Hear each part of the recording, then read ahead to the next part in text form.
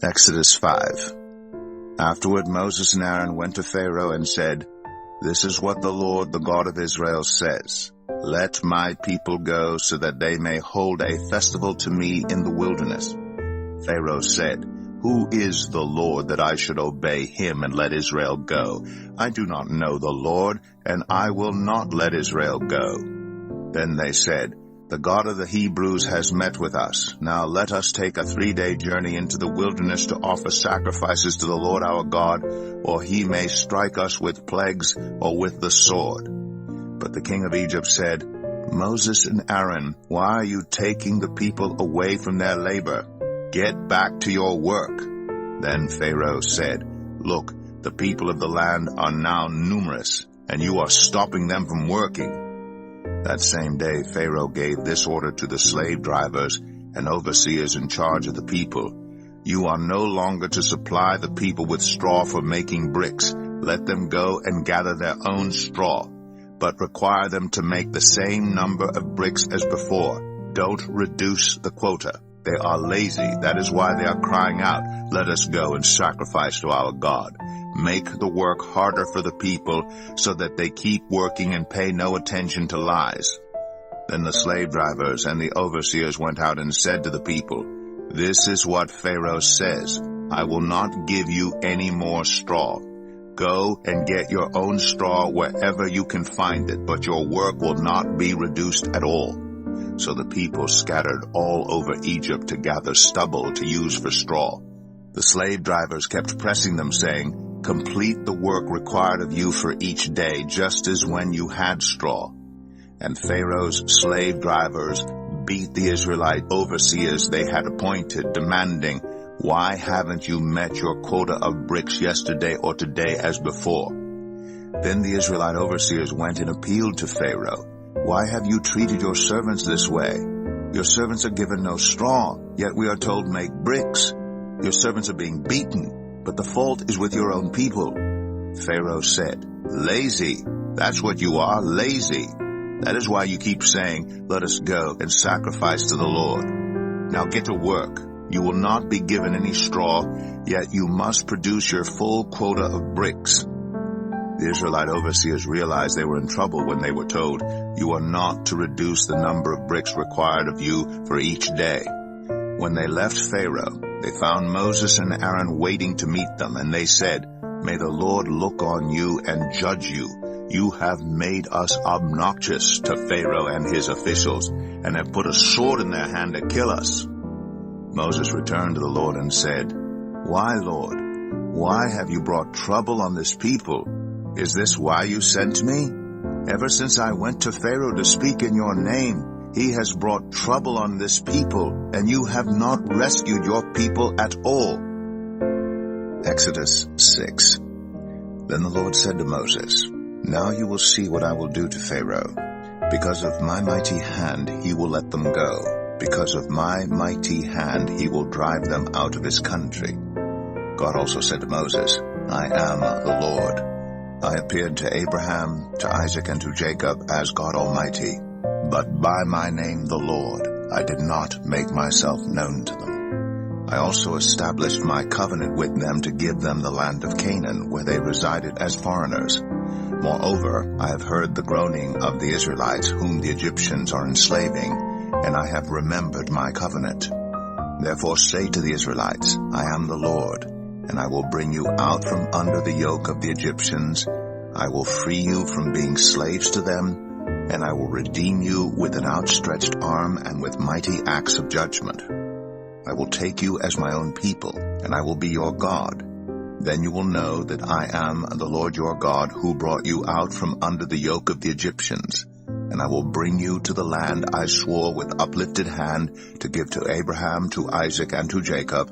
I will give it to you as a possession. I am the Lord."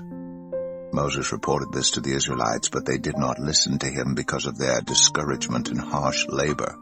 Then the Lord said to Moses, "Go tell Pharaoh, king of Egypt, to let the Israelites go out of his country." But Moses said to the Lord, "If the Israelites will not listen to me, why would Pharaoh listen to me, since I speak with faltering lips?" Now the Lord spoke to Moses and Aaron about the Israelites and Pharaoh king of Egypt, and he commanded them to bring the Israelites out of Egypt. These were the heads of their families. The sons of Reuben, the firstborn of Israel, were Hanok and Palu, Hezron and Carmi.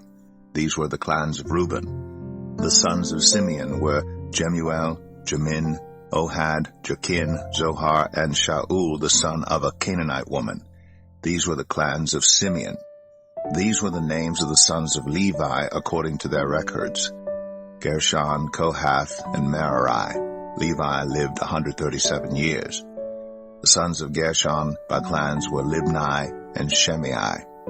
The sons of Kohath were Amram, Izhar, Hebron, and Uzziel. Kohath lived 133 years. The sons of Merari were Mahli and Mushi. These were the clans of Levi according to their records. Amram married his father's sister Jochebed, who bore him Aaron and Moses. Amram lived 137 years. The sons of Izhar were Korah, Nepheg, and Zichri. The sons of Uzziel were Mishael, Elzaphan, and Sithri. Aaron married Elisheba, daughter of Amminadab, and sister of Nahshon, and she bore him Nadab and Abihu, Eleazar, and Ithamar. The sons of Korah were Asir, Elkanah, and Abiasaph. These were the Korahite clans. Eleazar, son of Aaron, married one of the daughters of Putiel, and she bore him Phinehas. These were the heads of the Levite families, clan by clan. It was this Aaron and Moses to whom the Lord said, "Bring the Israelites out of Egypt by their divisions." They were the ones who spoke to Pharaoh, king of Egypt, about bringing the Israelites out of Egypt, this same Moses and Aaron. Now when the Lord spoke to Moses in Egypt, he said to him, "I am the Lord. Tell Pharaoh, king of Egypt, everything I tell you." But Moses said to the Lord, "Since I speak with faltering lips, why would Pharaoh listen to me?" Exodus 7.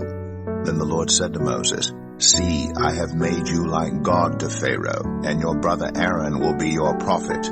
You are to say everything I command you, and your brother Aaron is to tell Pharaoh to let the Israelites go out of his country. But I will harden Pharaoh's heart, and though I multiply my signs and wonders in Egypt, he will not listen to you. Then I will lay my hand on Egypt, and with mighty acts of judgment I will bring out my divisions, my people, the Israelites. And the Egyptians will know that I am the Lord when I stretch out my hand against Egypt and bring the Israelites out of it." Moses and Aaron did just as the Lord commanded them. Moses was 80 years old, and Aaron 83 when they spoke to Pharaoh. The Lord said to Moses and Aaron, "When Pharaoh says to you, 'Perform a miracle,' then say to Aaron, 'Take your staff and throw it down before Pharaoh, and it will become a snake.'" So Moses and Aaron went to Pharaoh and did just as the Lord commanded. Aaron threw his staff down in front of Pharaoh and his officials, and it became a snake. Pharaoh then summoned wise men and sorcerers, and the Egyptian magicians also did the same things by their secret arts. Each one threw down his staff, and it became a snake. But Aaron's staff swallowed up their staffs. Yet Pharaoh's heart became hard, and he would not listen to them, just as the Lord had said. Then the Lord said to Moses, "Pharaoh's heart is unyielding. He refuses to let the people go. Go to Pharaoh in the morning as he goes out to the river. Confront him on the bank of the Nile, and take in your hand the staff that was changed into a snake. Then say to him, 'The Lord, the God of the Hebrews, has sent me to say to you, let my people go, so that they may worship me in the wilderness. But until now you have not listened. This is what the Lord says. By this you will know that I am the Lord. With the staff that is in my hand I will strike the water of the Nile, and it will be changed into blood. The fish in the Nile will die, and the river will stink. The Egyptians will not be able to drink its water." The Lord said to Moses, "Tell Aaron, take your staff and stretch out your hand over the waters of Egypt, over the streams and canals, over the ponds and all the reservoirs, and they will turn to blood. Blood will be everywhere in Egypt, even in vessels of wood and stone." Moses and Aaron did just as the Lord had commanded. He raised his staff in the presence of Pharaoh and his officials and struck the water of the Nile, and all the water was changed into blood. The fish in the Nile died, and the river smelled so bad that the Egyptians could not drink its water. Blood was everywhere in Egypt. But the Egyptian magicians did the same things by their secret arts, and Pharaoh's heart became hard. He would not listen to Moses and Aaron just as the Lord had said. Instead he turned and went into his palace and did not take even this to heart. And all the Egyptians dug along the Nile to get drinking water because they could not drink the water of the river. 7 days passed after the Lord struck the Nile. Exodus 8. Then the Lord said to Moses, "Go to Pharaoh and say to him, 'This is what the Lord says. Let my people go, so that they may worship me. If you refuse to let them go, I will send a plague of frogs on your whole country. The Nile will teem with frogs. They will come up into your palace and your bedroom and onto your bed, into the houses of your officials and on your people, and into your ovens and kneading troughs. The frogs will come up on you and your people and all your officials." Then the Lord said to Moses, "Tell Aaron, stretch out your hand with your staff over the streams and canals and ponds, and make frogs come up on the land of Egypt." So Aaron stretched out his hand over the waters of Egypt, and the frogs came up and covered the land. But the magicians did the same things by their secret arts. They also made frogs come up on the land of Egypt. Pharaoh summoned Moses and Aaron and said, "Pray to the Lord to take the frogs away from me and my people, and I will let your people go to offer sacrifices to the Lord." Moses said to Pharaoh, "I leave to you the honor of setting the time for me to pray for you and your officials and your people, that you and your houses may be rid of the frogs, except for those that remain in the Nile." "Tomorrow," Pharaoh said. Moses replied, "It will be as you say, so that you may know there is no one like the Lord our God. The frogs will leave you and your houses, your officials and your people. They will remain only in the Nile." After Moses and Aaron left Pharaoh, Moses cried out to the Lord about the frogs he had brought on Pharaoh, and the Lord did what Moses asked. The frogs died in the houses, in the courtyards, and in the fields. They were piled into heaps, and the land reeked of them. But when Pharaoh saw that there was relief, he hardened his heart and would not listen to Moses and Aaron, just as the Lord had said. Then the Lord said to Moses, "Tell Aaron, stretch out your staff and strike the dust of the ground, and throughout the land of Egypt the dust will become gnats." They did this, and when Aaron stretched out his hand with the staff and struck the dust of the ground, gnats came on people and animals. All the dust throughout the land of Egypt became gnats. But when the magicians tried to produce gnats by their secret arts, they could not. Since the gnats were on people and animals everywhere, the magician said to Pharaoh, "This is the finger of God." But Pharaoh's heart was hard, and he would not listen, just as the Lord had said. Then the Lord said to Moses, "Get up early in the morning and confront Pharaoh as he goes to the river, and say to him, 'This is what the Lord says, let my people go, so that they may worship me. If you do not let my people go, I will send swarms of flies on you and your officials, on your people, and into your houses. The houses of the Egyptians will be full of flies, even the ground will be covered with them. But on that day I will deal differently with the land of Goshen, where my people live. No swarms of flies will be there, so that you will know that I, the Lord, am in this land. I will make a distinction between my people and your people. This sign will occur tomorrow." And the Lord did this. Dense swarms of flies poured into Pharaoh's palace and into the houses of his officials. Throughout Egypt, the land was ruined by the flies. Then Pharaoh summoned Moses and Aaron and said, "Go, sacrifice to your God here in the land." But Moses said, "That would not be right. The sacrifices we offer the Lord our God would be detestable to the Egyptians. And if we offer sacrifices that are detestable in their eyes, will they not stone us? "We must take a 3-day journey into the wilderness to offer sacrifices to the Lord our God as he commands us." Pharaoh said, "I will let you go to offer sacrifices to the Lord your God in the wilderness, but you must not go very far. Now, pray for me." Moses answered, "As soon as I leave you, I will pray to the Lord, and tomorrow the flies will leave Pharaoh and his officials and his people. Only let Pharaoh be sure that he does not act deceitfully again by not letting the people go to offer sacrifices to the Lord." Then Moses left Pharaoh and prayed to the Lord, and the Lord did what Moses asked. The flies left Pharaoh and his officials and his people. Not a fly remained. But this time also Pharaoh hardened his heart and would not let the people go. Exodus 9. Then the Lord said to Moses, "Go to Pharaoh and say to him, 'This is what the Lord, the God of the Hebrews, says. Let my people go, so that they may worship me. If you refuse to let them go and continue to hold them back, the hand of the Lord will bring a terrible plague on your livestock in the field, on your horses, donkeys, and camels, and on your cattle, sheep, and goats. But the Lord will make a distinction between the livestock of Israel and that of Egypt, so that no animal belonging to the Israelites will die.' The Lord set a time and said, 'Tomorrow the Lord will do this in the land.' And the next day the Lord did it. All the livestock of the Egyptians died, but not one animal belonging to the Israelites died. Pharaoh investigated and found that not even one of the animals of the Israelites had died. Yet his heart was unyielding, and he would not let the people go.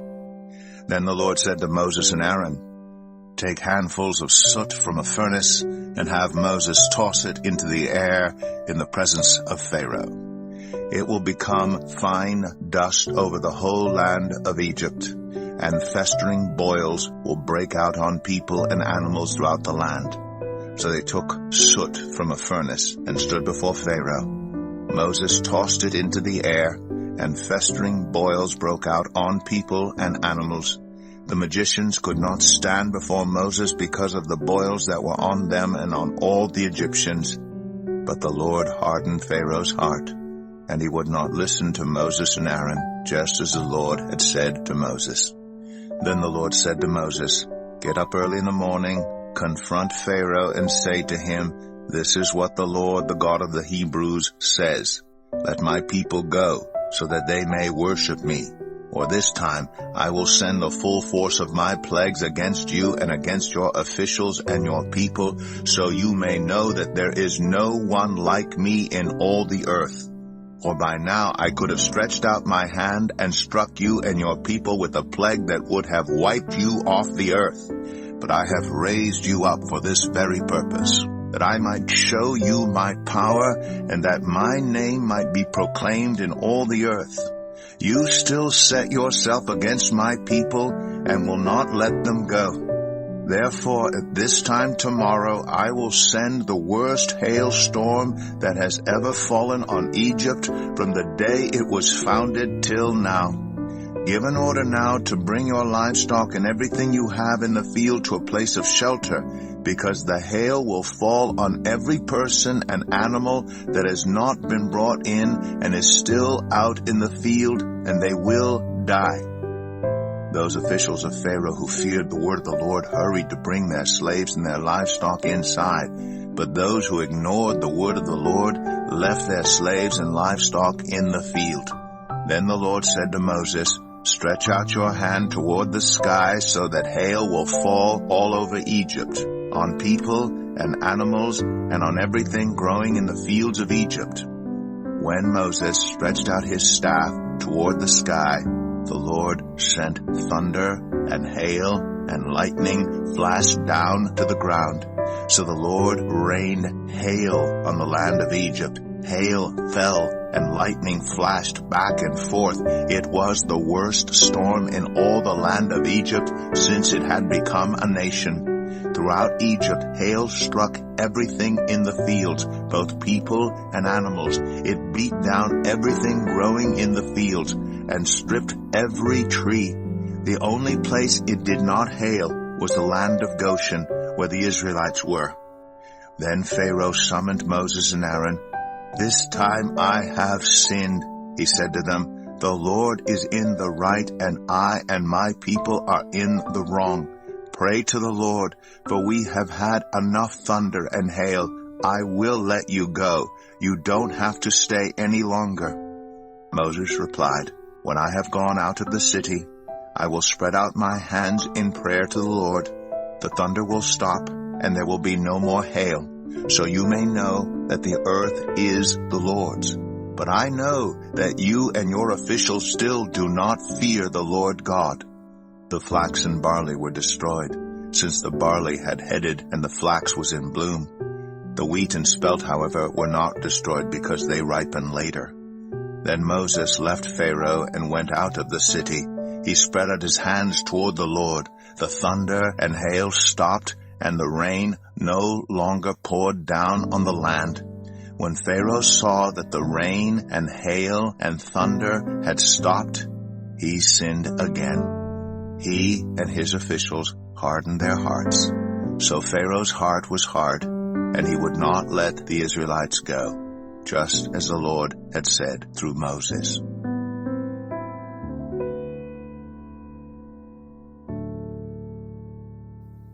Exodus 10. Then the Lord said to Moses, "Go to Pharaoh, for I have hardened his heart and the hearts of his officials, so that I may perform these signs of mine among them, that you may tell your children and grandchildren how I dealt harshly with the Egyptians, and how I performed my signs among them, and that you may know that I am the Lord."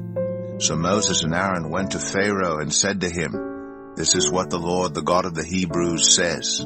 How long will you refuse to humble yourself before me? Let my people go, so that they may worship me. If you refuse to let them go, I will bring locusts into your country tomorrow. They will cover the face of the ground so that it cannot be seen.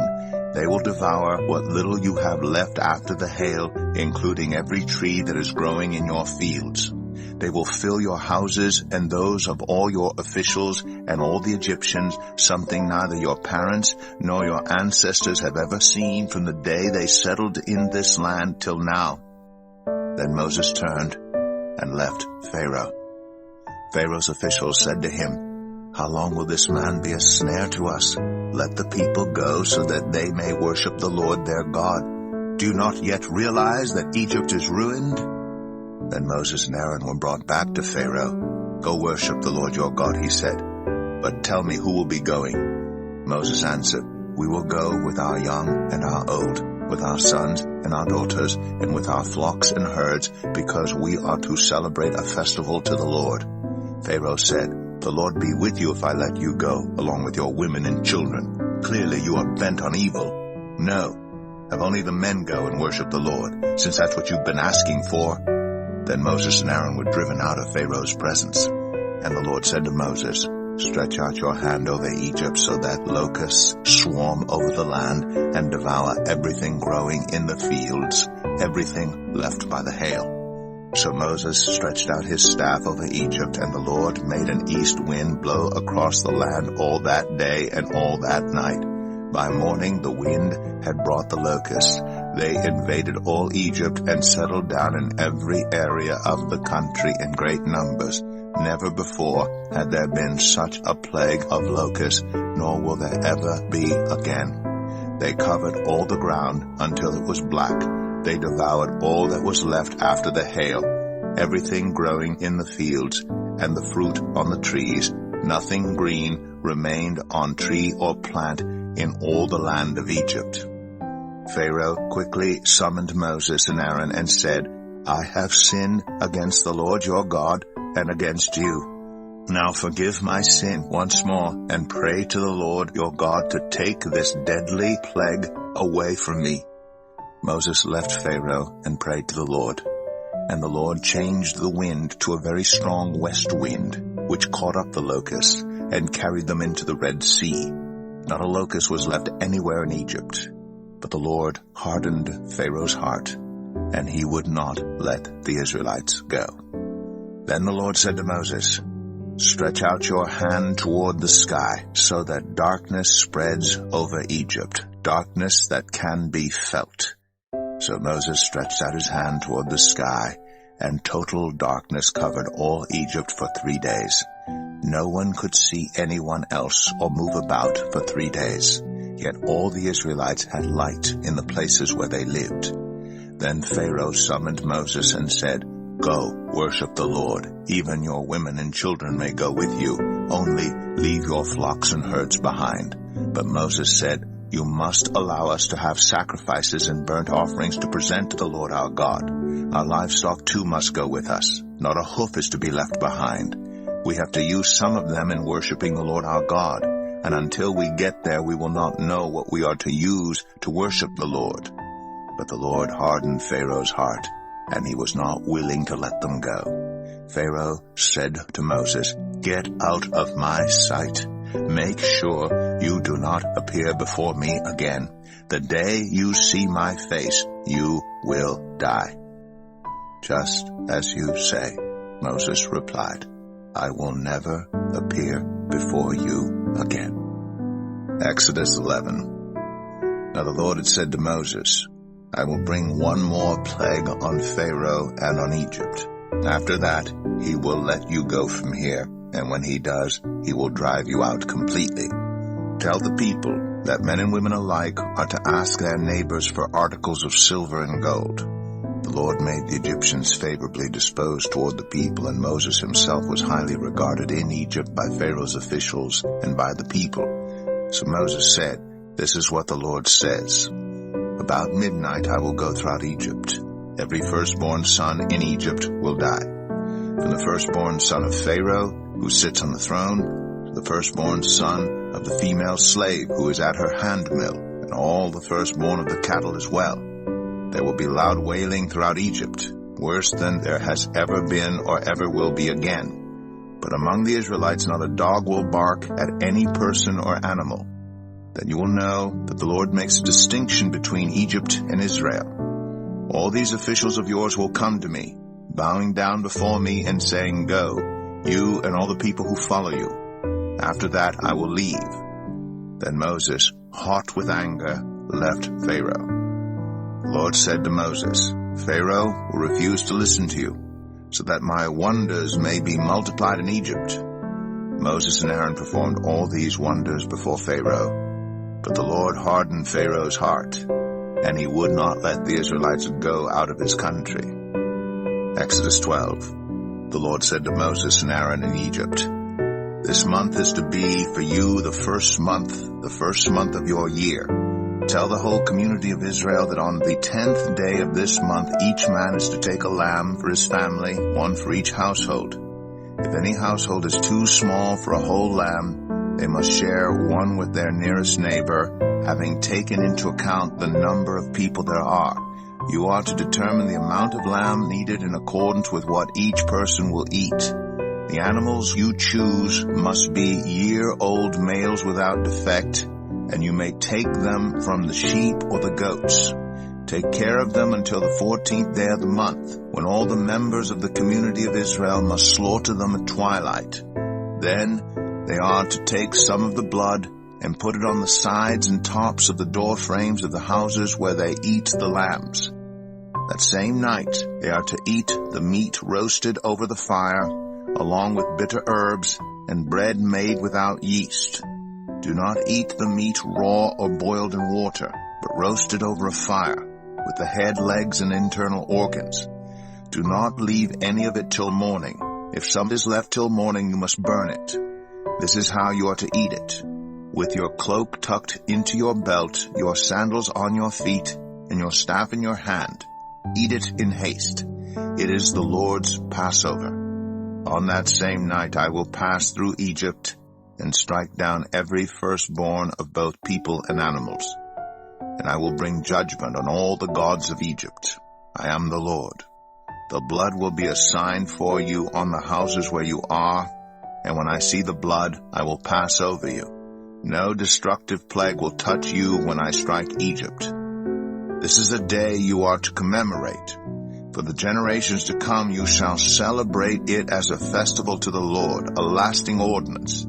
For 7 days you are to eat bread made without yeast. On the first day remove the yeast from your houses, for whoever eats anything with yeast in it from the first day through the 7th must be cut off from Israel.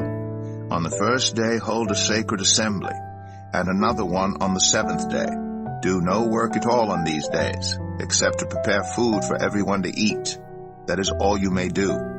Celebrate the festival of unleavened bread, because it was on this very day that I brought your divisions out of Egypt.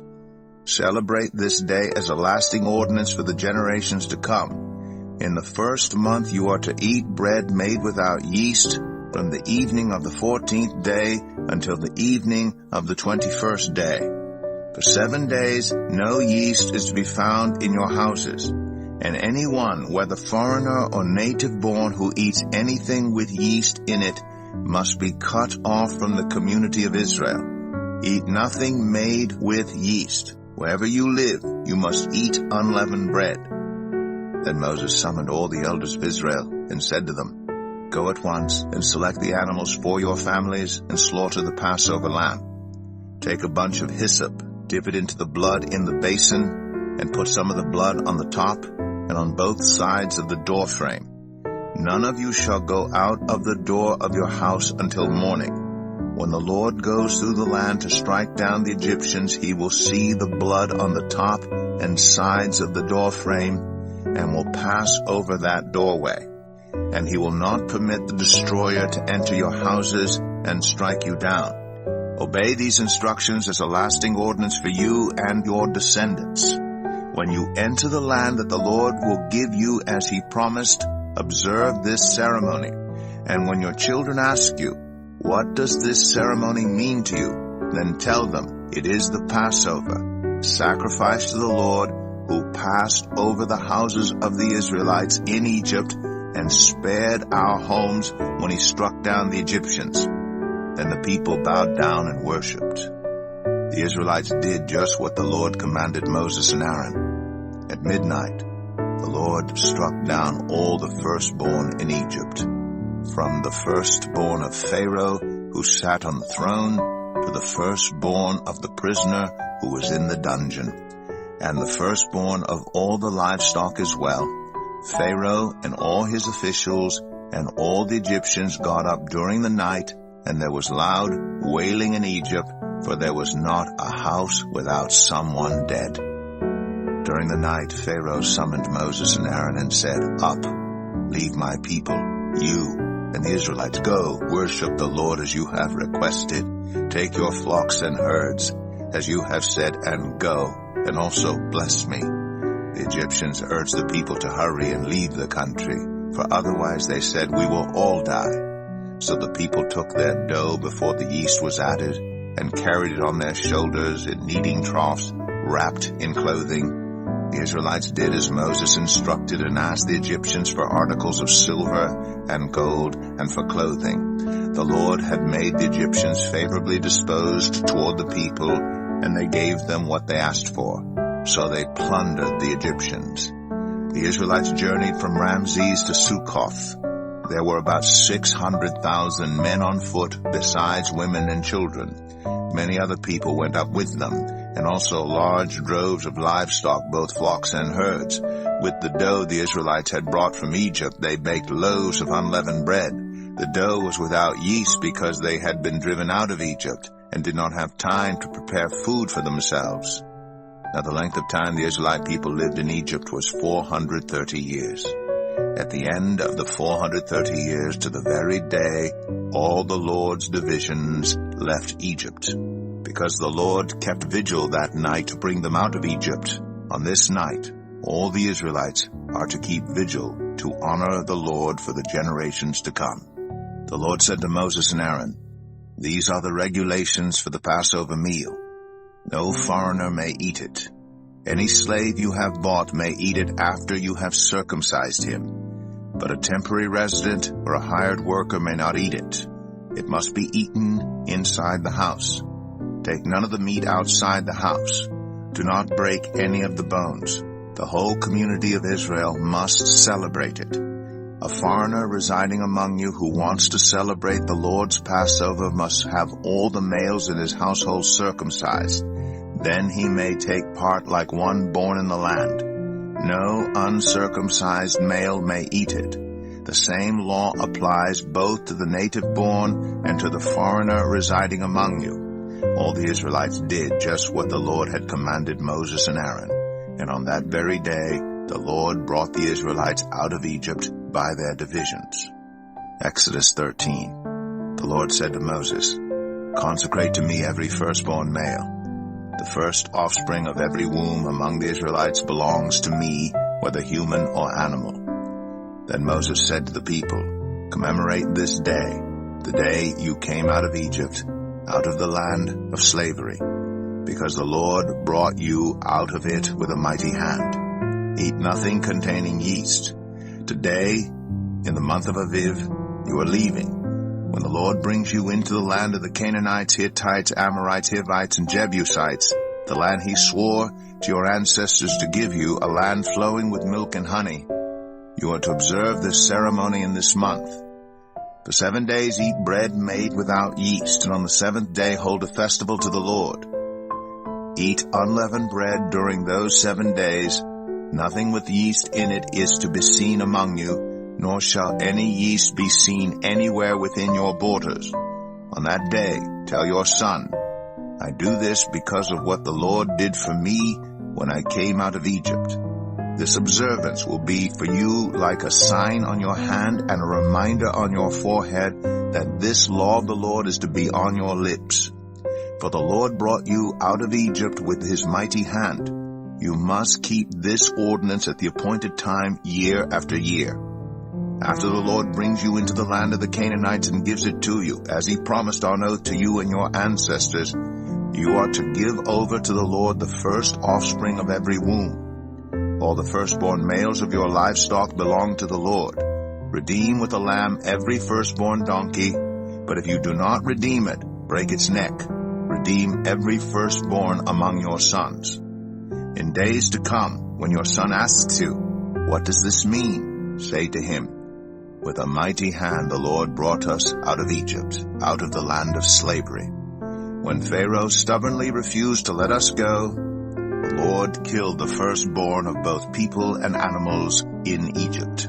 This is why I sacrifice to the Lord the first male offspring of every womb and redeem each of my firstborn sons. And it will be like a sign on your hand and a symbol on your forehead that the Lord brought us out of Egypt with his mighty hand."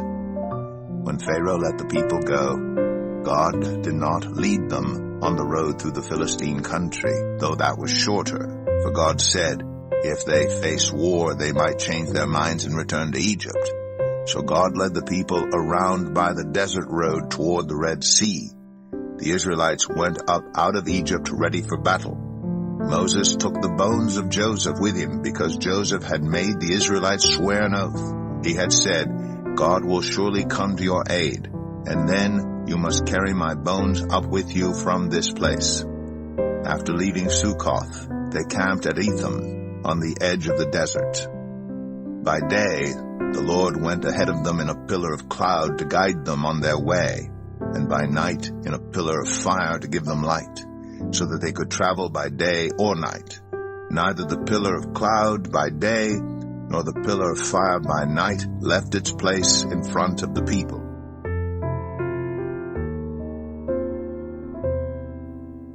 Exodus 14. Then the Lord said to Moses, Tell the Israelites to turn back and encamp near Pi Hahiroth, between Migdol and the sea. They are to encamp by the sea directly opposite Baal Zephon. Pharaoh will think the Israelites are wandering around the land in confusion, hemmed in by the desert. And I will harden Pharaoh's heart, and he will pursue them. But I will gain glory for myself through Pharaoh and all his army, and the Egyptians will know that I am the Lord. So the Israelites did this. When the king of Egypt was told that the people had fled, Pharaoh and his officials changed their minds about them and said, What have we done? We have let the Israelites go and have lost their services. So he had his chariot made ready and took his army with him. he took 600 of the best chariots, along with all the other chariots of Egypt, with officers over all of them. The Lord hardened the heart of Pharaoh, king of Egypt, so that he pursued the Israelites who were marching out boldly. The Egyptians, all Pharaoh's horses and chariots, horsemen and troops, pursued the Israelites and overtook them as they camped by the sea near Pi-Hahiroth, opposite Baal-Zephon. As Pharaoh approached, the Israelites looked up, and there were the Egyptians marching after them. They were terrified and cried out to the Lord. They said to Moses, "Was it because there were no graves in Egypt that you brought us to the desert to die? What have you done to us by bringing us out of Egypt? Didn't we say to you in Egypt, 'Leave us alone, let us serve the Egyptians'? It would have been better for us to serve the Egyptians than to die in the desert." Moses answered the people, "Do not be afraid. Stand firm, and you will see the deliverance the Lord will bring you today. The Egyptians you see today, you will never see again. The Lord will fight for you. You need only to be still." Then the Lord said to Moses, "Why are you crying out to me? Tell the Israelites to move on. Raise your staff and stretch out your hand over the sea to divide the water, so that the Israelites can go through the sea on dry ground. I will harden the hearts of the Egyptians so that they will go in after them, and I will gain glory through Pharaoh and all his army, through his chariots and his horsemen. The Egyptians will know that I am the Lord when I gain glory through Pharaoh, his chariots, and his horsemen." Then the angel of God, who had been traveling in front of Israel's army, withdrew and went behind them. The pillar of cloud also moved from in front and stood behind them, coming between the armies of Egypt and Israel. Throughout the night the cloud brought darkness to the one side and light to the other side, so neither went near the other all night long. Then Moses stretched out his hand over the sea, and all that night the Lord drove the sea back with a strong east wind, and turned it into dry land. The waters were divided, and the Israelites went through the sea on dry ground, with a wall of water on their right and on their left. The Egyptians pursued them, and all Pharaoh's horses and chariots and horsemen followed them into the sea. During the last watch of the night, the Lord looked down from the pillar of fire and cloud at the Egyptian army and threw it into confusion. He jammed the wheels of their chariots so that they had difficulty driving. And the Egyptians said, "Let's get away from the Israelites. The Lord is fighting for them against Egypt." Then the Lord said to Moses, "Stretch out your hand over the sea, so that the waters may flow back over the Egyptians and their chariots and horsemen." Moses stretched out his hand over the sea, and at daybreak the sea went back to its place. The Egyptians were fleeing toward it, and the Lord swept them into the sea. The water flowed back and covered the chariots and horsemen, the entire army of Pharaoh that had followed the Israelites into the sea. Not one of them survived. But the Israelites went through the sea on dry ground, with a wall of water on their right and on their left. That day the Lord saved Israel from the hands of the Egyptians, and Israel saw the Egyptians lying dead on the shore. And when the Israelites saw the mighty hand of the Lord displayed against the Egyptians, the people feared the Lord and put their trust in him and in Moses his servant. Exodus 15. Then Moses and the Israelites sang this song to the Lord. "I will sing to the Lord, for he is highly exalted. Both horse and driver he has hurled into the sea. The Lord is my strength and my defense. He has become my salvation. He is my God, and I will praise him, my father's God, and I will exalt him. The Lord is a warrior. The Lord is his name. Pharaoh's chariots and his army he has hurled into the sea. The best of Pharaoh's officers are drowned in the Red Sea. The deep waters have covered them. They sank to the depths like a stone. Your right hand, Lord, was majestic in power. Your right hand, Lord, shattered the enemy. In the greatness of your majesty you threw down those who opposed you. You unleashed your burning anger. It consumed them like stubble. By the blast of your nostrils the waters piled up. The surging waters stood up like a wall. The deep waters congealed in the heart of the sea. The enemy boasted, I will pursue. I will overtake them. I will divide the spoils. I will gorge myself on them. I will draw my sword, and my hand will destroy them. But you blew with your breath, and the sea covered them. They sank like lead in the mighty waters. Who among the gods is like you, Lord? Who is like you, majestic in holiness, awesome in glory, working wonders? You stretch out your right hand, and the earth swallows your enemies. In your unfailing love, you will lead the people you have redeemed. In your strength, you will guide them to your holy dwelling. The nations will hear and tremble. Anguish will grip the people of Philistia. The chiefs of Edom will be terrified. The leaders of Moab will be seized with trembling. The people of Canaan will melt away. Terror and dread will fall on them. By the power of your arm, they will be as still as a stone, until your people pass by, Lord, until the people you bought pass by. You will bring them in and plant them on the mountain of your inheritance, the place, Lord, you made for your dwelling, the sanctuary, Lord, your hands established. The Lord reigns forever and ever. When Pharaoh's horses, chariots, and horsemen went into the sea, the Lord brought the waters of the sea back over them, but the Israelites walked through the sea on dry ground. Then Miriam, the prophet, Aaron's sister, took a timbrel in her hand, and all the women followed her with timbrels and dancing. Miriam sang to them, Sing to the Lord, for he is highly exalted. Both horse and driver he has hurled into the sea. Then Moses led Israel from the Red Sea, and they went into the desert of Shur. For 3 days they traveled in the desert without finding water. When they came to Marah, they could not drink its water because it was bitter. That is why the place is called Marah. So the people grumbled against Moses, saying, What are we to drink? Then Moses cried out to the Lord, and the Lord showed him a piece of wood. He threw it into the water, and the water became fit to drink. There the Lord issued a ruling and instruction for them, and put them to the test. He said, If you listen carefully to the Lord your God, and do what is right in his eyes, if you pay attention to his commands, and keep all his decrees, I will not bring on you any of the diseases I brought on the Egyptians, for I am the Lord who heals you.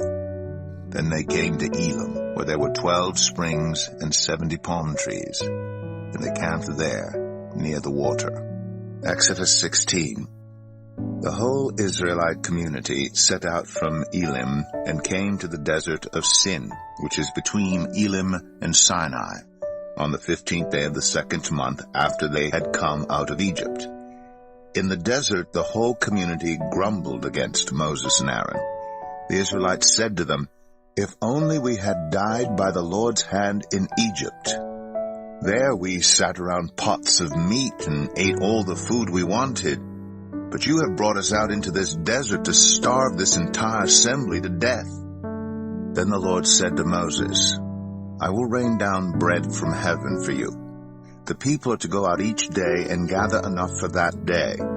In this way I will test them and see whether they will follow my instructions. On the 6th day they are to prepare what they bring in, and that is to be twice as much as they gather on the other days. So Moses and Aaron said to all the Israelites, In the evening you will know that it was the Lord who brought you out of Egypt. And in the morning you will see the glory of the Lord, because he has heard your grumbling against him. Who are we, that you should grumble against us? Moses also said, You will know that it was the Lord when he gives you meat to eat in the evening, and all the bread you want in the morning, because he has heard your grumbling against him. Who are we? You are not grumbling against us, but against the Lord. Then Moses told Aaron, Say to the entire Israelite community, Come before the Lord, for he has heard your grumbling. While Aaron was speaking to the whole Israelite community, they looked toward the desert, and there was the glory of the Lord appearing in the cloud. The Lord said to Moses, I've heard the grumbling of the Israelites. Tell them, at twilight you will eat meat, and in the morning you'll be filled with bread. Then you will know that I am the Lord your God. That evening quail came and covered the camp, and in the morning there was a layer of dew around the camp. When the dew was gone, thin flakes like frost on the ground appeared on the desert floor. When the Israelites saw it, they said to each other, "What is it?" For they did not know what it was. Moses said to them, "It is the bread the Lord has given you to eat. This is what the Lord has commanded. Everyone is to gather as much as they need. Take an omer for each person you have in your tent." The Israelites did as they were told. Some gathered much, some little. And when they measured it by the omer, the one who gathered much did not have too much, and the one who gathered little did not have too little. Everyone had gathered just as much as they needed. Then Moses said to them, "No one is to keep any of it until morning." However, some of them paid no attention to Moses. They kept part of it until morning, but it was full of maggots and began to smell. So Moses was angry with them. Each morning everyone gathered as much as they needed, and when the sun grew hot it melted away. On the 6th day they gathered twice as much, 2 omers for each person, and the leaders of the community came and reported this to Moses. He said to them, "This is what the Lord commanded. Tomorrow is to be a day of Sabbath rest, a holy Sabbath to the Lord. So bake what you want to bake and boil what you want to boil. Save whatever is left and keep it until morning." So they saved it until morning as Moses commanded, and it did not stink or get maggots in it. "Eat it today," Moses said, "because today is a Sabbath to the Lord. You will not find any of it on the ground today. 6 days you are to gather it, but on the 7th day, the Sabbath, there will not be any." Nevertheless, some of the people went out on the 7th day to gather it, but they found none. Then the Lord said to Moses, "How long will you refuse to keep my commands and my instructions? Bear in mind that the Lord has given you the Sabbath. That is why on the 6th day he gives you bread for 2 days. Everyone is to stay where they are on the 7th day. No one is to go out." So the people rested on the 7th day. The people of Israel called the bread manna. It was white like coriander seed and tasted like wafers made with honey. Moses said, "This is what the Lord has commanded. Take an omer of manna and keep it for the generations to come, so they can see the bread I gave you to eat in the wilderness when I brought you out of Egypt." So Moses said to Aaron, "Take a jar and put an omer of manna in it. Then place it before the Lord to be kept for the generations to come." As the Lord commanded Moses, Aaron put the manna with the tablets of the covenant law, so that it might be preserved. The Israelites ate manna 40 years until they came to a land that was settled. They ate manna until they reached the border of Canaan. An omer is 1/10 of an ephah. Exodus 17. The whole Israelite community set out from the desert of Sin, traveling from place to place as the Lord commanded. They camped at Rephidim, but there was no water for the people to drink. So they quarreled with Moses and said, "Give us water to drink." Moses replied, "Why do you quarrel with me? Why do you put the Lord to the test?" But the people were thirsty for water there, and they grumbled against Moses. They said, "Why did you bring us up out of Egypt to make us and our children and livestock die of thirst?" Then Moses cried out to the Lord, "What am I to do with these people? They are almost ready to stone me." The Lord answered Moses, "Go out in front of the people. Take with you some of the elders of Israel, and take in your hand the staff with which you struck the Nile, and go. I will stand there before you by the rock at Horeb. Strike the rock, and water will come out of it for the people to drink." So Moses did this in the sight of the elders of Israel. And he called the place Massah and Meribah, because the Israelites quarreled, and because they tested the Lord, saying, "Is the Lord among us or not?" The Amalekites came and attacked the Israelites at Rephidim. Moses said to Joshua, "Choose some of our men and go out to fight the Amalekites. Tomorrow I will stand on top of the hill with the staff of God in my hands." So Joshua fought the Amalekites as Moses had ordered, and Moses, Aaron, and Hur went to the top of the hill. As long as Moses held up his hands, the Israelites were winning. But whenever he lowered his hands, the Amalekites were winning. When Moses' hands grew tired, they took a stone and put it under him, and he sat on it. Aaron and Hur held his hands up, one on one side, one on the other, so that his hands remained steady till sunset. So Joshua overcame the Amalekite army with the sword. Then the Lord said to Moses, "Write this on a scroll as something to be remembered, and make sure that Joshua hears it, because I will completely blot out the name of Amalek from under heaven." Moses built an altar and called it, "The Lord is my banner." He said, "Because hands were lifted up against the throne of the Lord will be at war against the Amalekites from generation to generation." Exodus 18. Now Jethro, the priest of Midian and father-in-law of Moses, heard of everything God had done for Moses and for his people Israel, and how the Lord had brought Israel out of Egypt. After Moses had sent away his wife Zipporah, his father-in-law Jethro received her and her 2 sons. One son was named Gershom, for Moses said, "I have become a foreigner in a foreign land," and the other was named Eleazar, for he said, "My father's God was my helper. He saved me from the sword of Pharaoh." Jethro, Moses' father-in-law, together with Moses' sons and wife, came to him in the wilderness where he was camped near the mountain of God. Jethro had sent word to him, "I, your father-in-law Jethro, am coming to you with your wife and her 2 sons." So Moses went out to meet his father-in-law and bowed down and kissed him. They greeted each other and then went into the tent. Moses told his father-in-law about everything the Lord had done to Pharaoh and the Egyptians for Israel's sake, and about all the hardships they had met along the way, and how the Lord had saved them. Jethro was delighted to hear about all the good things the Lord had done for Israel in rescuing them from the hand of the Egyptians. He said, "Praise be to the Lord, who rescued you from the hand of the Egyptians and of Pharaoh, and who rescued the people from the hand of the Egyptians. Now I know that the Lord is greater than all other gods, for he did this to those who had treated Israel arrogantly." Then Jethro, Moses' father-in-law, brought a burnt offering and other sacrifices to God, and Aaron came with all the elders of Israel to eat a meal with Moses' father-in-law in the presence of God. The next day Moses took his seat to serve as judge for the people, and they stood around him from morning till evening.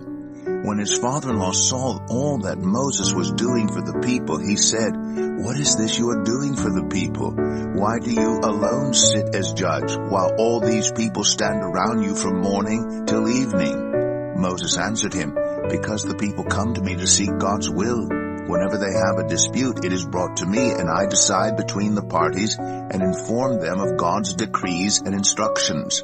Moses' father-in-law replied, "What you are doing is not good. You and these people who come to you will only wear yourselves out. The work is too heavy for you. You cannot handle it alone. Listen now to me, and I will give you some advice, and may God be with you. You must be the people's representative before God and bring their disputes to him. Teach them his decrees and instructions, and show them the way they are to live and how they are to behave. But select capable men from all the people, men who fear God, trustworthy men who hate dishonest gain, and appoint them as officials over thousands, hundreds, fifties, and tens. Have them serve as judges for the people at all times, but have them bring every difficult case to you. The simple cases they can decide themselves. That will make your load lighter, because they will share it with you. If you do this and God so commands, you will be able to stand the strain, and all these people will go home satisfied." Moses listened to his father-in-law and did everything he said. He chose capable men from all Israel and made them leaders of the people, officials over thousands, hundreds, fifties, and tens. They served as judges for the people at all times. The difficult cases they brought to Moses, but the simple ones they decided themselves. Then Moses sent his father-in-law on his way, and Jethro returned to his own country.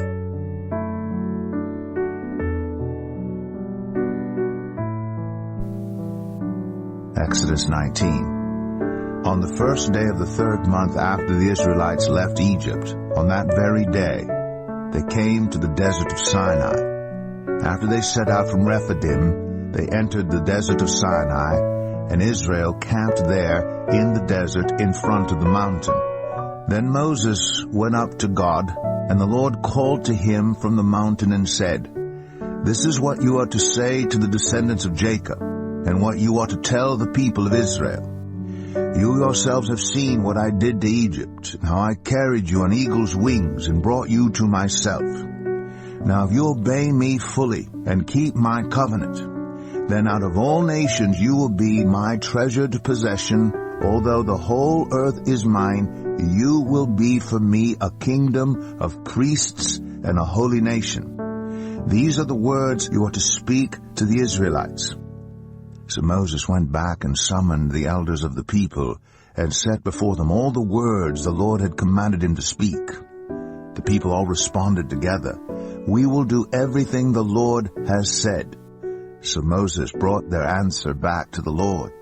The Lord said to Moses, "I am going to come to you in a dense cloud, so that the people will hear me speaking with you and will always put their trust in you." Then Moses told the Lord what the people had said.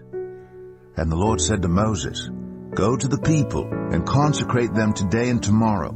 Have them wash their clothes and be ready by the third day, because on that day the Lord will come down on Mount Sinai in the sight of all the people. Put limits for the people around the mountain and tell them, 'Be careful that you do not approach the mountain or touch the foot of it. Whoever touches the mountain is to be put to death. They are to be stoned or shot with arrows. Not a hand is to be laid on them. No person or animal shall be permitted to live. Only when the ram's horn sounds a long blast may they approach the mountain." After Moses had gone down the mountain to the people, he consecrated them, and they washed their clothes. Then he said to the people, "Prepare yourselves for the third day.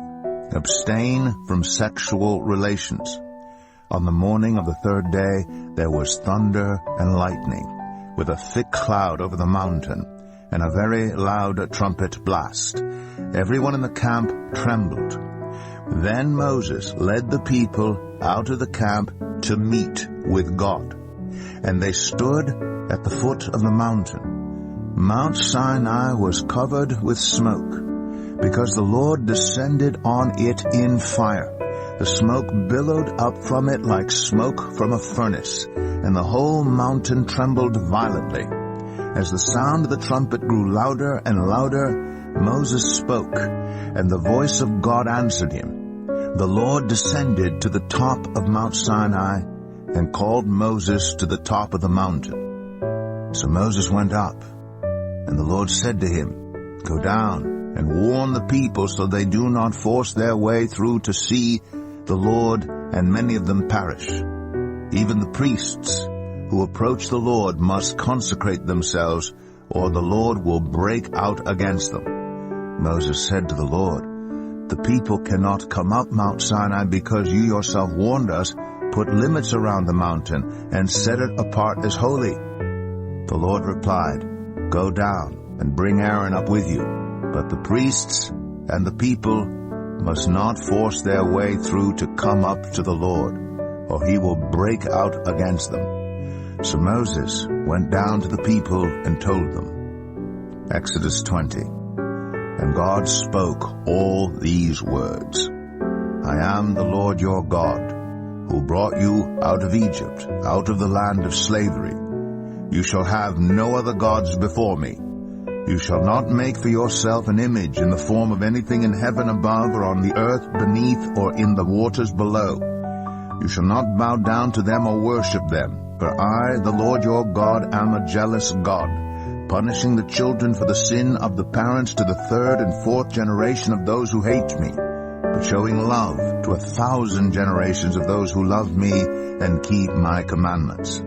You shall not misuse the name of the Lord your God, for the Lord will not hold anyone guiltless who misuses his name. Remember the Sabbath day by keeping it holy. 6 days you shall labor and do all your work. But the seventh day is a Sabbath to the Lord your God. On it you shall not do any work, neither you, nor your son or daughter, nor your male or female servant, nor your animals, nor any foreigner residing in your towns, for in 6 days the Lord made the heavens and the earth, the sea, and all that is in them, but he rested on the seventh day. Therefore the Lord blessed the Sabbath day, and made it holy. Honor your father and your mother, so that you may live long in the land the Lord your God is giving you. You shall not murder. You shall not commit adultery. You shall not steal. You shall not give false testimony against your neighbor. You shall not covet your neighbor's house. You shall not covet your neighbor's wife, or his male or female servant, his ox or donkey, or anything that belongs to your neighbor. When the people saw the thunder and lightning, and heard the trumpet, and saw the mountain in smoke, they trembled with fear. They stayed at a distance and said to Moses, "Speak to us yourself, and we will listen, but do not have God speak to us, or we will die." Moses said to the people, "Do not be afraid.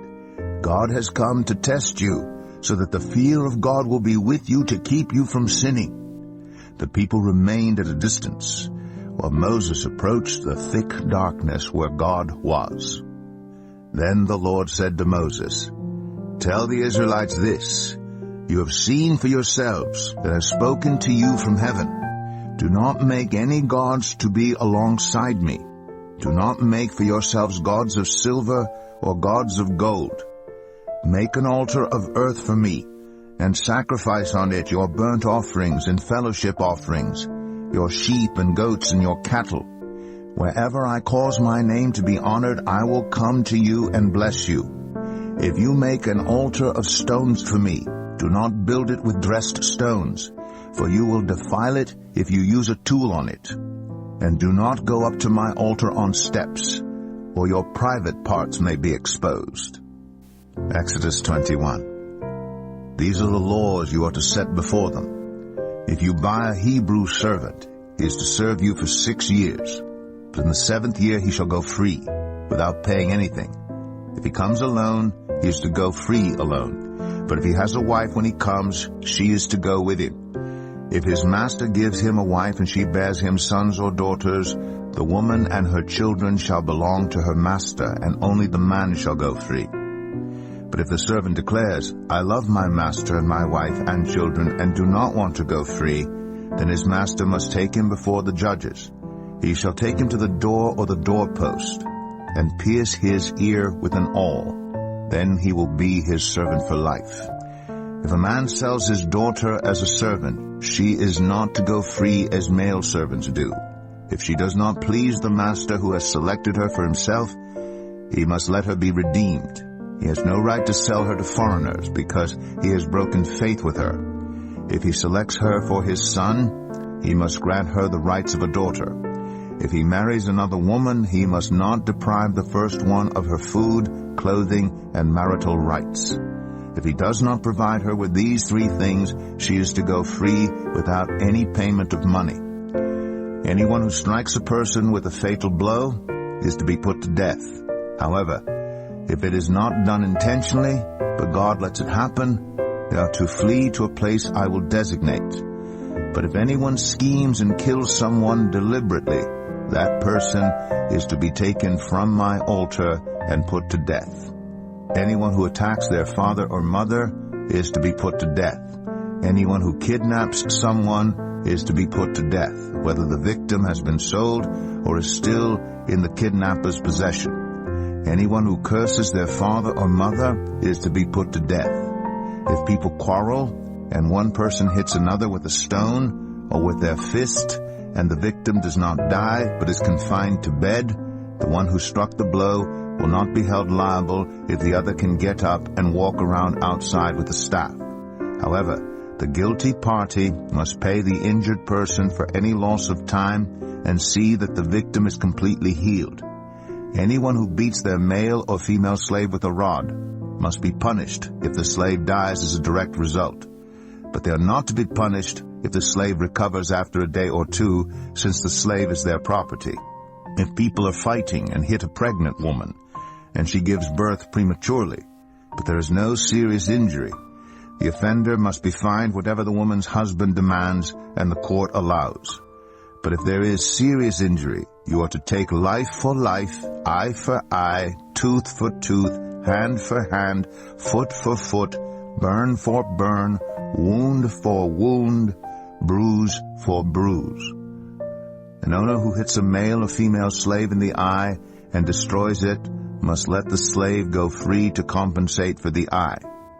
And an owner who knocks out the tooth of a male or female slave must let the slave go free to compensate for the tooth. If a bull gores a man or woman to death, the bull is to be stoned to death, and its meat must not be eaten. But the owner of the bull will not be held responsible. If, however, the bull has had the habit of goring, and the owner has been warned but has not kept it penned up, and it kills a man or woman, the bull is to be stoned, and its owner also is to be put to death. However, if payment is demanded, the owner may redeem his life by the payment of whatever is demanded. This law also applies if the bull gores a son or daughter. If the bull gores a male or female slave, the owner must pay 30 shekels of silver to the master of the slave, and the bull is to be stoned to death. If anyone uncovers a pit, or digs one, and fails to cover it, and an ox or a donkey falls into it, the one who opened the pit must pay the owner for the loss and take the dead animal in exchange. If anyone's bull injures someone else's bull and it dies, the two parties are to sell the live one and divide both the money and the dead animal equally. However, if it was known that the bull had the habit of goring, yet the owner did not keep it penned up, the owner must pay animal for animal and take the dead animal in exchange.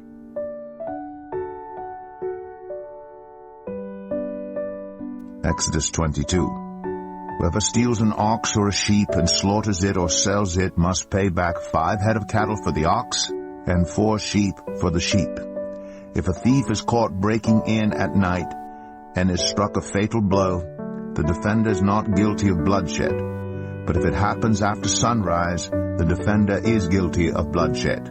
Anyone who steals must certainly make restitution. But if they have nothing, they must be sold to pay for their theft. If the stolen animal is found alive in their possession, whether ox or donkey or sheep, they must pay back double. If anyone grazes their livestock in a field or vineyard and lets them stray and they graze in someone else's field, the offender must make restitution from the best of their own field or vineyard. If a fire breaks out and spreads into thorn bushes so that it burns shocks of grain or standing grain or the whole field, the one who started the fire must make restitution. If anyone gives a neighbor silver or goods for safekeeping, and they are stolen from the neighbor's house, the thief, if caught, must pay back double. But if the thief is not found, the owner of the house must appear before the judges, and they must determine whether the owner of the house has laid hands on the other person's property. In all cases of illegal possession of an ox, a donkey, a sheep, a garment, or any other lost property about which somebody says, "This is mine," both parties are to bring their cases before the judges. The one whom the judges declare guilty must pay back double to the other.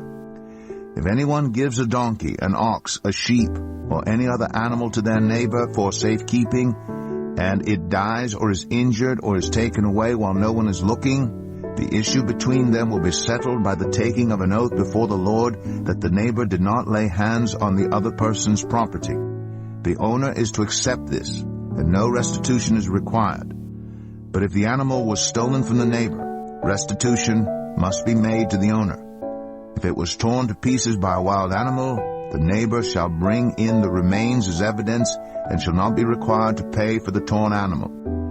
If anyone borrows an animal from their neighbor and it is injured or dies while the owner is not present, they must make restitution. But if the owner is with the animal, the borrower will not have to pay.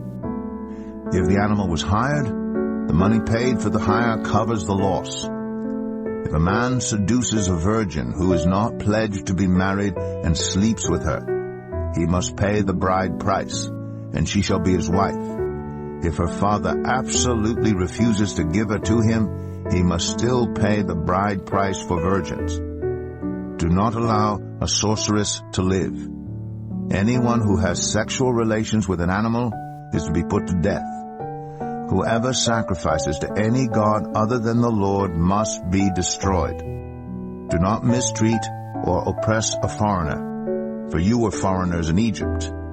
Do not take advantage of the widow or the fatherless.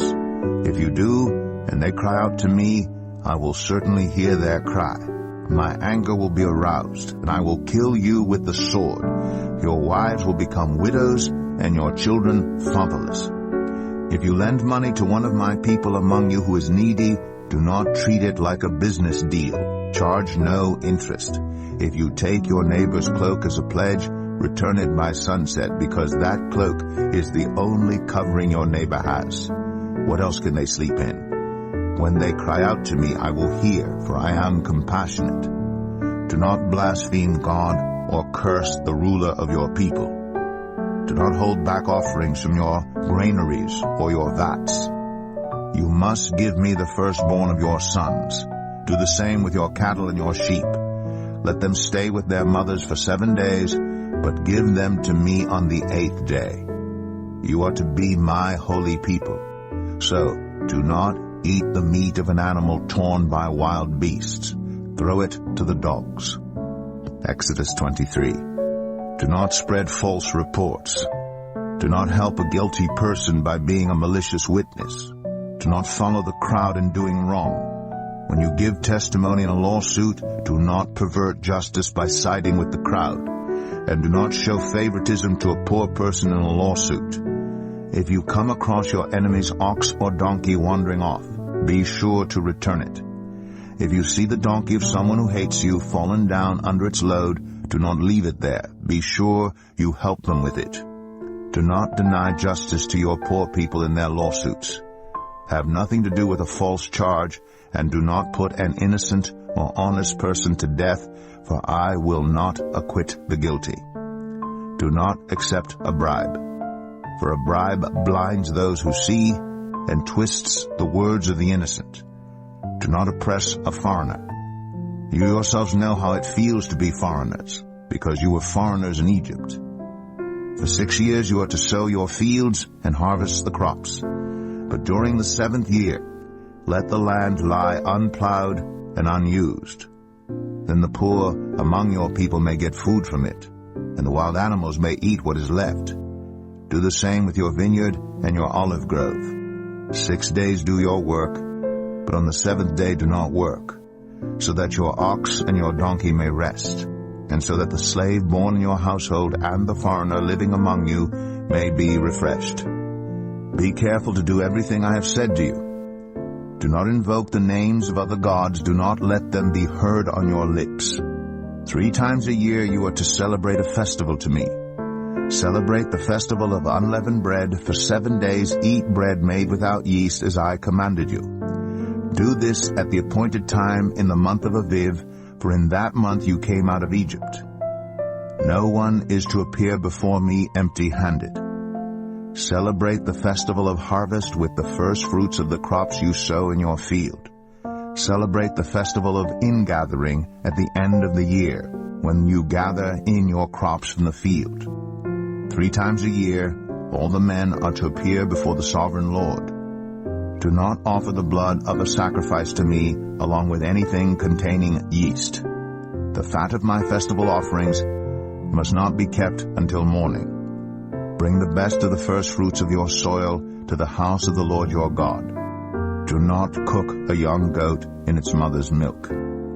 See, I am sending an angel ahead of you to guard you along the way and to bring you to the place I have prepared.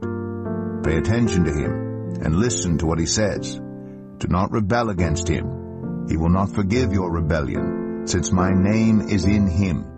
If you listen carefully to what he says and do all that I say, I will be an enemy to your enemies and will oppose those who oppose you. My angel will go ahead of you and bring you into the land of the Amorites, Hittites, Perizzites, Canaanites, Hivites, and Jebusites, and I will wipe them out. Do not bow down before their gods or worship them or follow their practices. You must demolish them and break their sacred stones to pieces. Worship the Lord your God, and his blessing will be on your food and water. I will take away sickness from among you, and none will miscarry or be barren in your land. I will give you a full lifespan. I will send my terror ahead of you and throw into confusion every nation you encounter. I will make all your enemies turn their backs and run. I will send the hornet ahead of you to drive the Hivites, Canaanites, and Hittites out of your way. But I will not drive them out in a single year, because the land would become desolate and the wild animals too numerous for you. Little by little I will drive them out before you, until you have increased enough to take possession of the land. I will establish your borders from the Red Sea to the Mediterranean Sea, and from the desert to the Euphrates River. I will give into your hands the people who live in the land, and you will drive them out before you. Do not make a covenant with them or with their gods. Do not let them live in your land, or they will cause you to sin against me, because the worship of their gods will certainly be a snare to you. Exodus 24. Then the Lord said to Moses, Come up to the Lord, you and Aaron, Nadab and Abihu, and 70 of the elders of Israel. You are to worship at a distance, but Moses alone is to approach the Lord. The others must not come near, and the people may not come up with him. When Moses went and told the people all the Lord's words and laws, they responded with one voice, Everything the Lord has said, we will do. Moses then wrote down everything the Lord had said. He got up early the next morning and built an altar at the foot of the mountain and set up 12 stone pillars representing the 12 tribes of Israel. Then he sent young Israelite men, and they offered burnt offerings and sacrificed young bulls as fellowship offerings to the Lord. Moses took half of the blood and put it in bowls, and the other half he splashed against the altar. Then he took the book of the covenant and read it to the people. They responded, We will do everything the Lord has said. We will obey. Moses then took the blood, sprinkled it on the people, and said, This is the blood of the covenant that the Lord has made with you in accordance with all these words. Moses and Aaron, Nadab and Abihu, and the 70 elders of Israel went up and saw the God of Israel. Under his feet was something like a pavement made of lapis lazuli, as bright blue as the sky. But God did not raise his hand against these leaders of the Israelites. They saw God, and they ate and drank. The Lord said to Moses, Come up to me on the mountain and stay here, and I will give you the tablets of stone with the law and commandments I have written for their instruction. Then Moses set out with Joshua his aide, and Moses went up on the mountain of God. He said to the elders, Wait here for us until we come back to you. Aaron and Hur are with you, and anyone involved in a dispute can go to them. When Moses went up on the mountain, the cloud covered it, and the glory of the Lord settled on Mount Sinai. For 6 days the cloud covered the mountain, and on the 7th day the Lord called to Moses from within the cloud. To the Israelites the glory of the Lord looked like a consuming fire on top of the mountain. Then Moses entered the cloud as he went on up the mountain, and he stayed on the mountain 40 days and 40 nights. Exodus 25. The Lord said to Moses, Tell the Israelites to bring me an offering. You are to receive the offerings from me from everyone whose heart prompts them to give.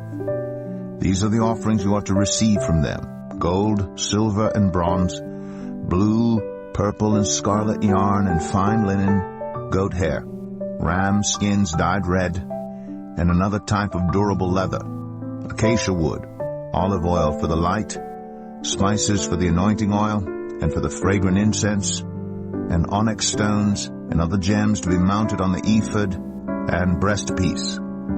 Then have them make a sanctuary for me, and I will dwell among them. Make this tabernacle and all its furnishings exactly like the pattern I will show you.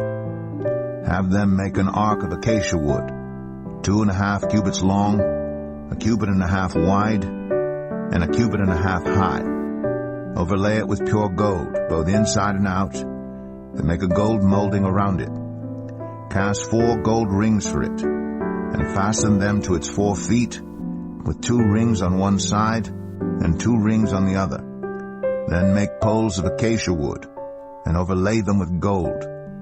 Insert the poles into the rings on the sides of the ark to carry it. The poles are to remain in the rings of this ark. They are not to be removed. Then put in the ark the tablets of the covenant law, which I will give you. Make an atonement cover of pure gold, 2.5 cubits long and 1.5 cubits wide, and make 2 cherubim out of hammered gold at the ends of the cover. Make 1 cherub on one end and the second cherub on the other. Make the cherubim of one piece with the cover at the 2 ends. The cherubim are to have their wings spread upward, overshadowing the cover with them. The cherubim are to face each other, looking toward the cover. Place the cover on top of the ark and put in the ark the tablets of the covenant law that I will give you. There above the cover, between the 2 cherubim that are over the ark of the covenant law, I will meet with you and give you all my commands for the Israelites. Make a table of acacia wood, 2 cubits long, 1 cubit wide, and 1.5 cubits high. Overlay it with pure gold and make a gold molding around it. Also make around it a rim, a handbreadth wide, and put a gold molding on the rim. Make 4 gold rings for the table and fasten them to the 4 corners where the 4 legs are. The rings are to be close to the rim to hold the poles used in carrying the table. Make the poles of acacia wood, overlay them with gold, and carry the table with them. And make its plates and dishes of pure gold, as well as its pitchers and bowls for the pouring out of offerings. Put the bread of the presence on this table to be before me at all times. Make a lampstand of pure gold. Hammer out its base and shaft, and make its flower-like cups, buds, and blossoms of one piece with them. 6 branches are to extend from the sides of the lampstand, 3 on one side and 3 on the other. 3 cups shaped like almond flowers with buds and blossoms are to be on one branch, 3 on the next branch, and the same for all 6 branches extending from the lampstand. And on the lampstand there are to be 4 cups shaped like almond flowers with buds and blossoms. 1 bud shall be under the first pair of branches extending from the lampstand, the second bud under the second pair, and a third bud under the third pair, 6 branches in all. And the buds and branches shall all be of one piece with the lampstand, hammered out of pure gold. Then make its 7 lamps, and set them up on it so that they light the space in front of it. Its wick trimmers and trays are to be of pure gold. A talent of pure gold is to be used for the lampstand and all these accessories. See that you make them according to the pattern shown you on the mountain. Exodus 26. Make the tabernacle with 10 curtains of finely twisted linen and blue, purple and scarlet yarn, with cherubim woven into them by a skilled worker. All the curtains are to be the same size, 28 cubits long and 4 cubits wide. Join 5 of the curtains together, and do the same with the other 5. Make loops of blue material along the edge of the end curtain in one set, and do the same with the end curtain in the other set. Make 50 loops on one curtain, and 50 loops on the end curtain of the other set, with the loops opposite each other. Then make 50 gold clasps, and use them to fasten the curtains together so that the tabernacle is a unit. Make curtains of goat hair for the tent over the tabernacle, 11 altogether. All 11 curtains are to be the same size, 30 cubits long and 4 cubits wide. Join 5 of the curtains together into one set, and the other 6 into another set. Fold the 6th curtain double at the front of the tent. Make 50 loops along the edge of the end curtain in one set, and also along the edge of the end curtain in the other set. Then make 50 bronze clasps, and put them in the loops to fasten the tent together as a unit. As for the additional length of the tent curtains, The half curtain that is left over is to hang down at the rear of the tabernacle. The tent curtains will be a cubit longer on both sides. What is left will hang over the sides of the tabernacle so as to cover it. Make for the tent a covering of ram skins dyed red, and over that a covering of the other durable leather. Make upright frames of acacia wood for the tabernacle. Each frame is to be 10 cubits long and a cubit and a half wide, with 2 projections set parallel to each other. Make all the frames of the tabernacle in this way. Make 20 frames for the south side of the tabernacle, and make 40 silver bases to go under them, 2 bases for each frame, 1 under each projection. For the other side, the north side of the tabernacle, make 20 frames and 40 silver bases, 2 under each frame. Make 6 frames for the far end, that is, the west end of the tabernacle, and make 2 frames for the corners at the far end. At these 2 corners they must be double from the bottom all the way to the top and fitted into a single ring. Both shall be like that. So there will be 8 frames and 16 silver bases, 2 under each frame. Also make crossbars of acacia wood, 5 for the frames on one side of the tabernacle, 5 for those on the other side, and 5 for the frames in the west, at the far end of the tabernacle. The center crossbar is to extend from end to end at the middle of the frames. Overlay the frames with gold, and make gold rings to hold the crossbars. Also, overlay the crossbars with gold. Set up the tabernacle according to the plan shown you on the mountain. Make a curtain of blue, purple, and scarlet yarn, and finely twisted linen, with cherubim woven into it by a skilled worker. Hang it with gold hooks on 4 posts of acacia wood overlaid with gold and standing on 4 silver bases. Hang the curtain from the clasps and place the Ark of the Covenant law behind the curtain. The curtain will separate the holy place from the most holy place. Put the atonement cover on the Ark of the Covenant law in the most holy place. Place the table outside the curtain on the north side of the tabernacle, and put the lampstand opposite it on the south side. For the entrance to the tent, make a curtain of blue, purple, and scarlet yarn, and finely twisted linen, the work of an embroiderer. Make gold hooks for this curtain, and 5 posts of acacia wood overlaid with gold, and cast 5 bronze bases for them. Exodus 27. Build an altar of acacia wood 3 cubits high. It is to be square, 5 cubits long and 5 cubits wide. Make a horn at each of the 4 corners so that the horns in the altar are of one piece, and overlay the altar with bronze. Make all its utensils of bronze, its pots to remove the ashes, and its shovels, sprinkling bowls, meat forks, and fire pans. Make a grating for it, a bronze network, and make a bronze ring at each of the 4 corners of the network. Put it under the ledge of the altar so that it is halfway up the altar. Make poles of acacia wood for the altar and overlay them with bronze. The poles are to be inserted into the rings, so they will be on 2 sides of the altar when it is carried. Make the altar hollow out of boards. It is to be made just as you were shown on the mountain. Make a courtyard for the tabernacle.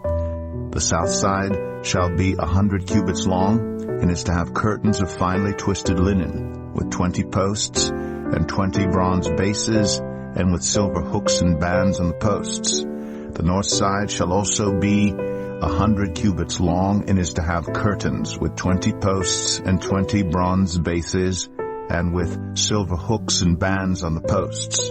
The west end of the courtyard shall be 50 cubits wide, and have curtains with 10 posts and 10 bases. On the east end toward the sunrise, the courtyard shall also be 50 cubits wide.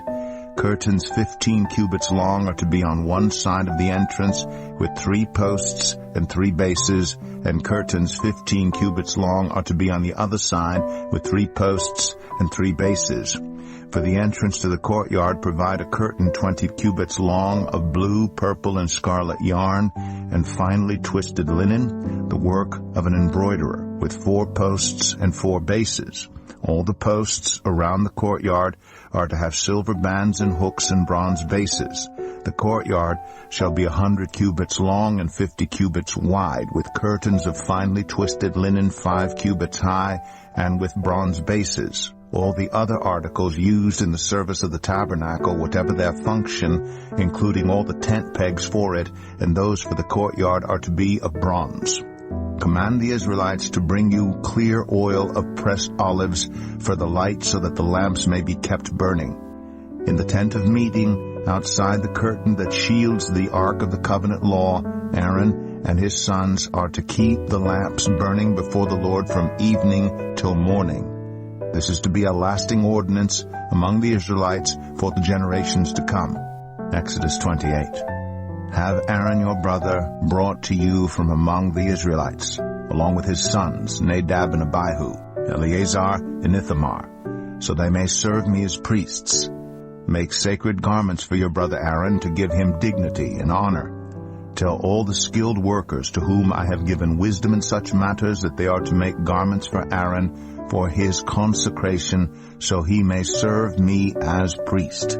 These are the garments they are to make: a breastpiece, an ephod, a robe, a woven tunic, a turban, and a sash. They are to make these sacred garments for your brother Aaron and his sons, so they may serve me as priests. Have them use gold and blue, purple, and scarlet yarn and fine linen. Make the ephod of gold, and of blue, purple, and scarlet yarn, and of finely twisted linen, the work of skilled hands. It is to have 2 shoulder pieces attached to 2 of its corners, so it can be fastened. Its skillfully woven waistband is to be like it, of 1 piece with the ephod, and made with gold, and with blue, purple, and scarlet yarn, and with finely twisted linen. Take 2 onyx stones, and engrave on them the names of the sons of Israel in the order of their birth, 6 names on 1 stone, and the remaining 6 on the other. Engrave the names of the sons of Israel on the 2 stones the way a gem cutter engraves a seal. Then mount the stones in gold filigree settings, and fasten them on the shoulder pieces of the ephod as memorial stones for the sons of Israel. Aaron is to bear the names on his shoulders as a memorial before the Lord. Make gold filigree settings and 2 braided chains of pure gold like a rope, and attach the chains to the settings. Fashion a breastpiece for making decisions, the work of skilled hands. Make it like the ephod, of gold and of blue, purple, and scarlet yarn, and of finely twisted linen. It is to be square, a span long and a span wide, and folded double. Then mount 4 rows of precious stones on it. The first row shall be carnelian, chrysolite, and beryl. The second row shall be turquoise, lapis lazuli, and emerald. The third row shall be jacinth, agate, and amethyst. The fourth row shall be topaz, onyx, and jasper. Mount them in gold filigree settings. There are to be 12 stones, 1 for each of the names of the sons of Israel, each engraved like a seal with the name of one of the 12 tribes. For the breastpiece, make braided chains of pure gold, like a rope. Make 2 gold rings for it, and fasten them to 2 corners of the breastpiece. Fasten the 2 gold chains to the rings at the corners of the breastpiece, and the other ends of the chains to the 2 settings, attaching them to the shoulder pieces of the ephod at the front. Make 2 gold rings and attach them to the other 2 corners of the breastpiece on the inside edge next to the ephod. Make 2 more gold rings and attach them to the bottom of the shoulder pieces on the front of the ephod, close to the seam just above the waistband of the ephod. The rings of the breastpiece are to be tied to the rings of the ephod with blue cord connecting it to the waistband, so that the breastpiece will not swing out from the ephod. Whenever Aaron enters the holy place, he will bear the names of the sons of Israel over his heart on the breastpiece of decision as a continuing memorial before the Lord. Also put the Urim and the Thummim in the breastpiece, so they may be over Aaron's heart whenever he enters the presence of the Lord. Thus Aaron will always bear the means of making decisions for the Israelites over his heart before the Lord. Make the robe of the ephod entirely of blue cloth, with an opening for the head in its center. There shall be a woven edge like a collar around this opening, so that it will not tear. Make pomegranates of blue, purple, and scarlet yarn around the hem of the robe, with gold bells between them. The gold bells and the pomegranates are to alternate around the hem of the robe. Aaron must wear it when he ministers. The sound of the bells will be heard when he enters the holy place before the Lord and when he comes out, so that he will not die. Make a plate of pure gold and engrave on it as on a seal, holy to the Lord. Fasten a blue cord to it to attach it to the turban. It is to be on the front of the turban. It will be on Aaron's forehead, and he will bear the guilt involved in the sacred gifts the Israelites consecrate, whatever their gifts may be. It will be on Aaron's forehead continually, so that they will be acceptable to the Lord. Weave the tunic of fine linen, and make the turban of fine linen. The sash is to be the work of an embroiderer. Make tunics, sashes, and caps for Aaron's sons, to give them dignity and honor. After you put these clothes on your brother Aaron and his sons, anoint and ordain them. Consecrate them so they may serve me as priests. Make linen undergarments as a covering for the body, reaching from the waist to the thigh. Aaron and his sons must wear them whenever they enter the tent of meeting or approach the altar to minister in the holy place, so that they will not incur guilt and die. This is to be a lasting ordinance for Aaron and his descendants.